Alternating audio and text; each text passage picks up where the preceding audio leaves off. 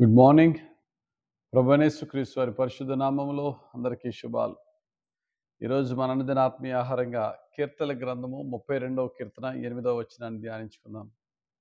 నీకు ఉపదేశము చేసేదను, నీవు నడవవలసిన మార్గము నీకు బోధించేదను, నీ మీద దృష్టి ఉంచి నీకు ఆలోచన చెప్పేదను. ఈ మాట దేవుడు మనతో ఈరోజు మాట్లాడుతున్నారు. నీకు ఉపదేశం చేస్తానంటున్నారు, నీవు నడవవలసిన మార్గాన్ని నీకు బోధిస్తానంటున్నారు, నీ మీద దృష్టి ఉంచి నీకు ఆలోచన చెప్పేదనని ప్రభు మనందరితో చెప్తున్నారు. అయితే మనం చేయవలసిన పని ఏంటి? చెప్పేవాని దగ్గరికి వెళ్ళాలి. ఆయన దగ్గర మనము విధేయతతో వినాలి. విన్నది పాటించాలి. మనం ఆయన దగ్గర చేరి వినకుండా ఆయన చెప్పడానికి సిద్ధమైన అది వ్యర్థమే అవుతుంది.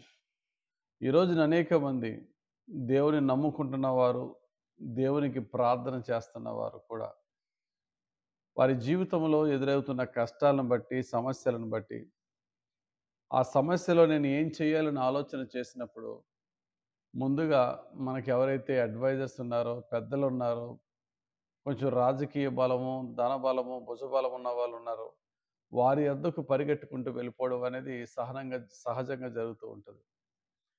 అందుకనే దేవుని యొక్క వాక్యం చాలా స్పష్టంగా చెప్తుంది. నీ స్వబుద్ధిని ఆధారం చేసుకోవద్దు. సామెతల గ్రంథం 3వ అధ్యాయం 5వ వచనంలో. నీవు స్వబుద్ధిని ఆధారము చేసుకొనక నీ పూర్ణ హృదయముతో యెహోవా యందు నమ్మిక ఉంచుము.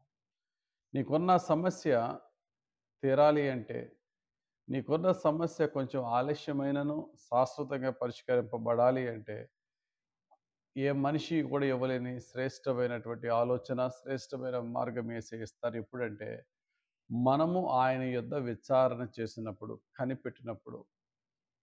ఎందరెందరి దగ్గరికో వెళ్ళి గంటలు గంటలు కనిపెడతాం కానీ, ఒక గంట ప్రార్థనలో కనిపెట్టం. అది చాలామంది క్రైస్తవులున్న బలహీనత. ఆ అధికారి దగ్గరికి వెళ్తాం, ఈ అధికారి దగ్గరికి వెళ్తాం, ఆ పెద్ద దగ్గరికి వెళ్తాం. ఆయన ఆయన వెయిట్ చేయమంటే గంటలు వెయిట్ చేస్తాం. కానీ అధికారులకే అధికారి అయిన యేసయ్య దగ్గర ఎందుకు మనం గడపట్లేదు? ఆయన దగ్గర ఎందుకు మనం విచారించట్లేదు? ప్రభువా నన్నేం చేయమంటావు అని చెప్పి, మనం ఒక గంట అయినా ఆయన పాదాల యొద్ద గడిపి అప్పుడు మనము మన ప్రయత్నాలు చేస్తే మనకు మేలుకరంగా ఉంటుంది. ఎందుకంటే బైబిల్ చెప్తుంది, అడుగుడి, వెదకుడి, తట్టుడి. అంతేనండి. మత్తయి సువార్త 7:7లో అడుగుడి మీకు ఇవ్వబడును, వెదకుడి దొరకబడును, తట్టుడి తీయబడును.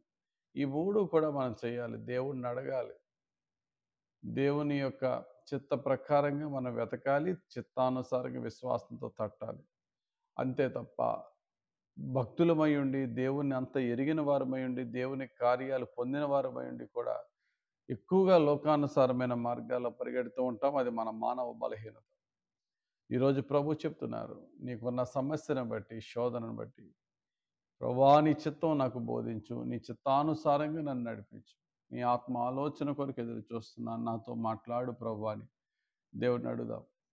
దేవుడు ఆయన ఇచ్చి ఆలోచన మనకి ప్రభు ఆయన ప్రేరేపణ మనకిచ్చినప్పుడు విశ్వాసముతో దాన్ని వెంబడిద్దాం. విశ్వాసముతో దాన్ని చేపడదాం.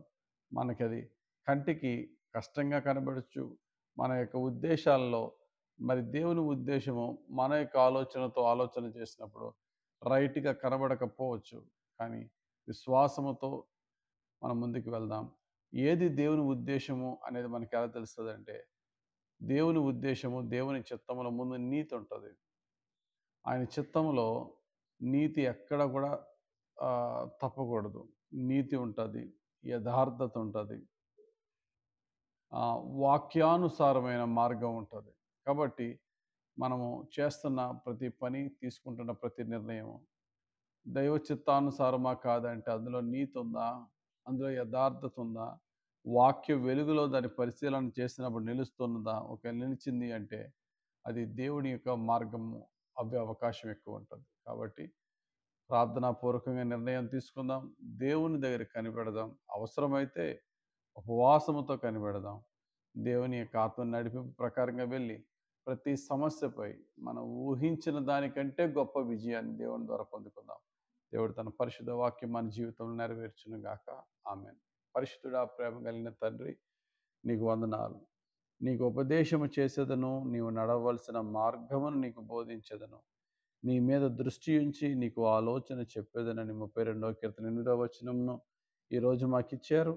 అయ్యా, నీ దగ్గర మేము విశ్వాసముతో ప్రార్థనతో కనిపెట్టి నీ ఆలోచన, నీ వాక్యము, నీ సత్యము, నీ మార్గమును పొందుకొని నీ ఆలోచనానుసారంగా నీ ఆత్మ నడిపింపుతోనైనా మేము నీవు చెప్పిన ఆలోచన ప్రకారంగా నేను నడిచి నీ మహిమైశ్వర్యంలో దీవింపబడే భాగ్యం మాకు దయచేయమని యేసుక్రీస్తు వారి పరిశుద్ధ నామంలో ప్రార్థించి వేడుకొంచున్నాం తండ్రి. ఆమెన్. తండ్రి యొక్కయు, కుమారుని యొక్కయు, పరిశుద్ధాత్మ దేవుని అభిషేకము మనల్ని నడిపించి దీవించి ఫలింపజేయను గాక. Amen. Amen. Amen. God bless you. Have very blessed day.